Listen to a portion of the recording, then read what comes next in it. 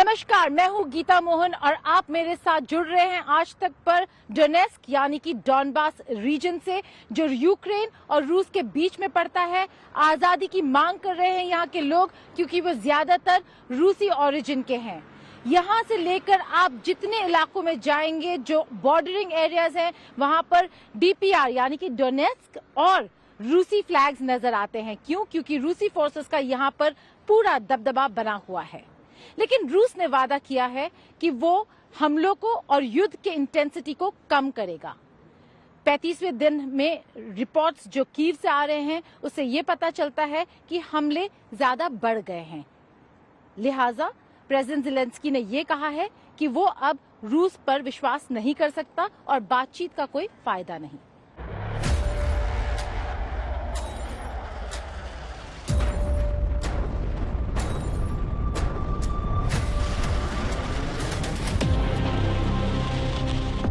चौबीस फरवरी को यूक्रेन पर स्पेशल ऑपरेशन का हुक्म देने वाले पुतिन ने सोचा था कि वो कुछ ही दिनों में यूक्रेन के घुटने टिका देंगे, मगर यूक्रेन के शहर शहर तबाह बर्बाद, रूसी टैंकों के मलबे उन्हें मुंह चिढ़ा रहे हैं। कीव के बाहर महीने भर से डेरा डाले रूसी सैनिक कीव में दाखिल होने की बजाय कदम पीछे खींचने पर मजबूर हुए तो पुतिन बातचीत के टेबल पर आए। बातचीत में उन्होंने वादा किया कि कीव और चर्निहिव में रूस हमला कम करेगा और उसके सैनिक पीछे हटेंगे। मगर कुछ ही घंटे में ये साफ हो गया कि पुतिन की चाल क्या है। कीव, जाइटोमिर, खार्किव, निप्रो और पोल्टावा ये वो शहर हैं जिन्हें रूस ने बातचीत के कुछ ही घंटे बाद मिसाइल हमले का निशाना बनाया। ये साफ हो गया कि जिन शहरों में रूसी सेना जमीन पर आगे नहीं बढ़ पा रही है, वहां वो मिसाइल और हवाई हमले करेगा। आज सुबह, जैसे मैंने पहले बताया कि आज सुबह हम उठे ही धमाके की एक आवाज से हैं और एयर रेड सायरन से हैं। सुबह से 3-4 बार जो एयर रेड सायरन है वो बज चुका है और यहाँ एक धमाका भी हुआ है कीव के आउटस्कर्ट्स में आज सुबह। तो कहीं ना कहीं ये लगता है कि जो यूक्रेन का शक है वो ठीक है और रूस जो है, जो उसकी बातें थी कि हम थोड़ा जो मिलिट्री एक्टिविटीज कम करेंगे, ऐसा कम से कम जमीन पे नहीं लग रहा है और यही शक यूक्रेन को है, जिसकी वजह से वो कोई भी बातचीत को आगे बढ़ाने को तैयार नहीं है और उसको गारंटी चाहिए। इन हमलों की वजह से ही ज़ेलेंस्की ने पहले ही कह दिया था कि उन्हें रूस के वादों पर रत्ती भर भी यकीन नहीं है।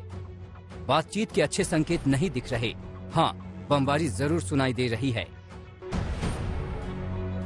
ज़ेलेंस्की ने कहा कि यूक्रेन के लोग इतने भोले नहीं हैं, खास तौर पर जब उन्होंने क्रीमिया और डोनबास में रूस के रवैये को 8 साल पहले ही देख लिया है। एक बार फिर पुतिन ने युद्ध विराम न कर खुद हमला करने की पूरी छूट ले रखी है, जबकि यूक्रेन से युद्ध रोकने और बातचीत का माहौल बेहतर बनाने की अपील कर रहा है। इस चाल को समझते हुए ज़ेलेंस्की अब साफ साफ यूक्रेन की सुरक्षा को लेकर गारंटी चाहते हैं। इस गारंटी के बाद ही आगे बातचीत होगी। कीव में राजेश पवार के साथ आज तक ब्यूरो। इन सब के बीच ब्रिटेन और अमेरिका का रवैया युद्ध को भड़काने वाला है। एक तरफ अमेरिका कह रहा है कि रूस युद्ध कम करने का झांसा दे रहा है। क्यों? क्योंकि वो कहीं और हमला करने की ताक में है। दूसरी तरफ ब्रिटेन कह रहा है कि रूसी फौजों को काफी नुकसान भरना पड़ा है, इसीलिए वो पीछे हट रहे हैं। असलियत में रूस का प्लान और स्ट्रैटेजी बिल्कुल साफ है। डॉनबास का इलाका वो देने नहीं वाले।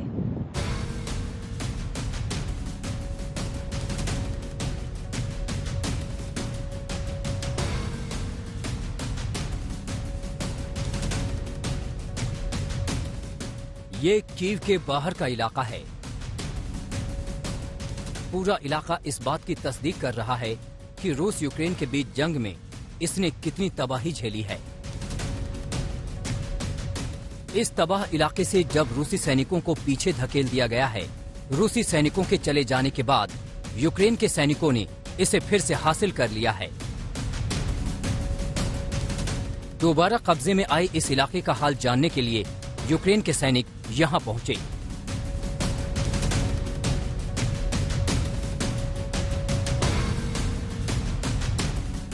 यूक्रेन के शहर शहर ऐसी ही तबाही मची है। इस्तांबुल में बातचीत से युद्ध रोकने की पहल शुरू हुई। मगर ब्रिटेन के रक्षा मंत्रालय ने ट्वीट कर आग में घी डालने का काम कर दिया। भारी नुकसान उठाने वाली रूसी टुकड़ियों को बेलारूस और रूस लौटने पर मजबूर होना पड़ा है। अब रूस नए सैनिकों को तैयार करने और सप्लाई बहाल करने पर काम कर रहा है। इससे रूस पर बोझ बढ़ा है और वो यूक्रेन के खिलाफ मोर्चे खाली कर रहा है। इसकी भरपाई वो टैंकों, तोपों से गोलीबारी और मिसाइल हमलों से करेगा। डोनेट्स्क और लुहांस्क पर फोकस करने की बात कहकर रूस ने कबूल कर लिया है कि वो चौतरफा चढ़ाई करने में संघर्ष कर रहा है।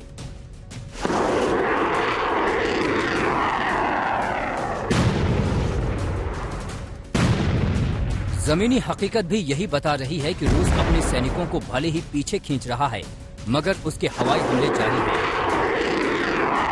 जो कल बातचीत हुई है उसमें डोनबास का यानी कि डोनेट्स्क और लुगांस्क रिपब्लिक का और क्रीमिया के बारे में कोई बातचीत नहीं हुई है।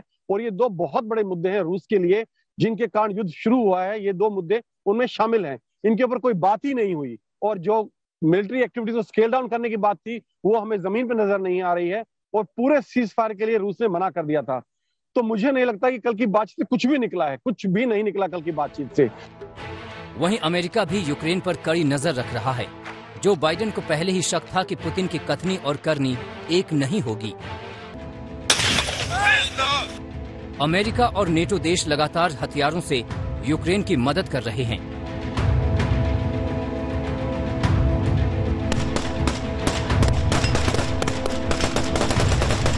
इस मदद के दम पर यूक्रेन लगातार रूस के खिलाफ जंग को आगे बढ़ा रहा है। कीव में राजेश पवार के साथ आज तक रूस यूक्रेन युद्ध की सबसे बड़ी वजह है अमेरिका और नेटो का उकसाना।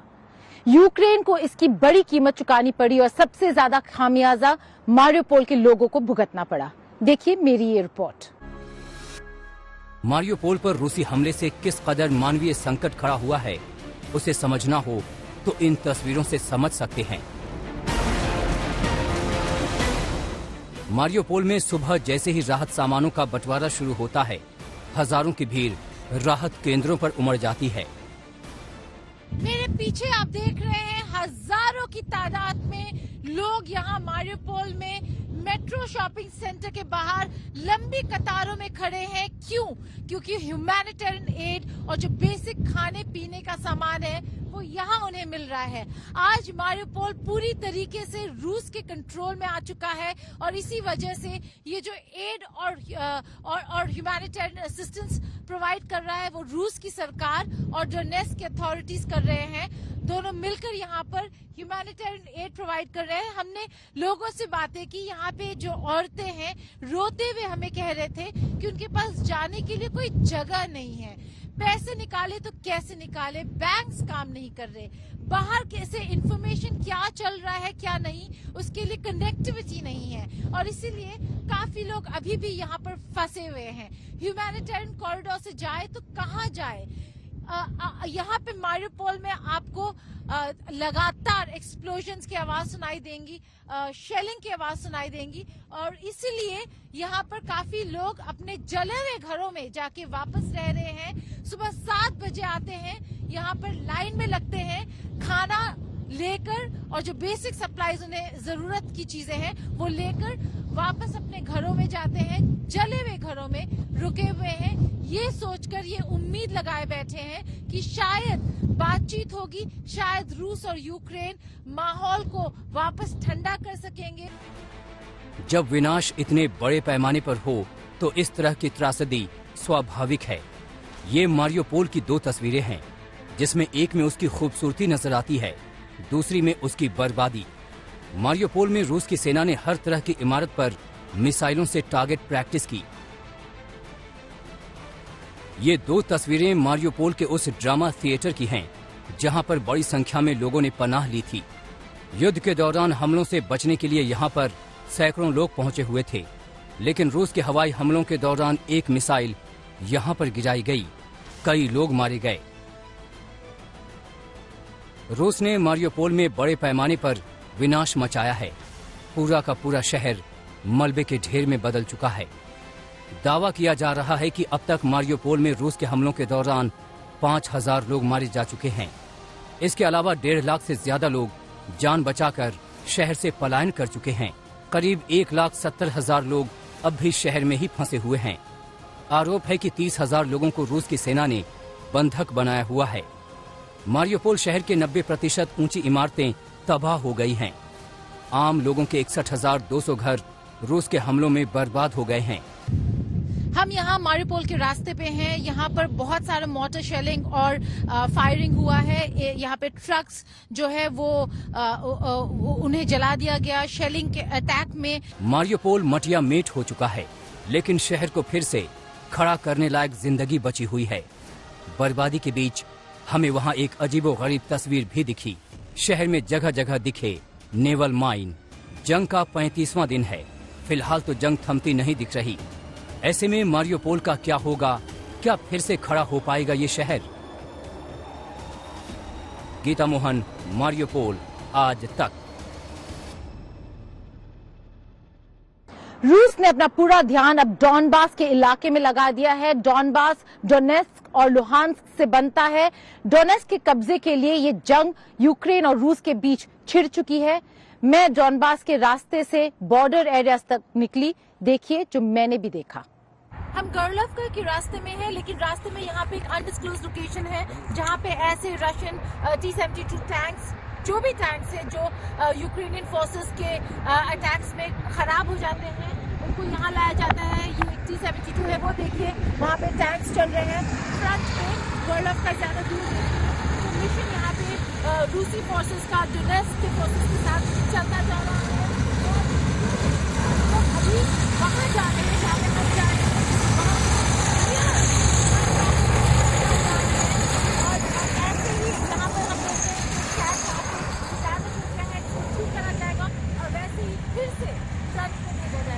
कैमरा पर्सन सत्य राउत के साथ गोरलवका के रास्ते में गीता मोहन, आज तक।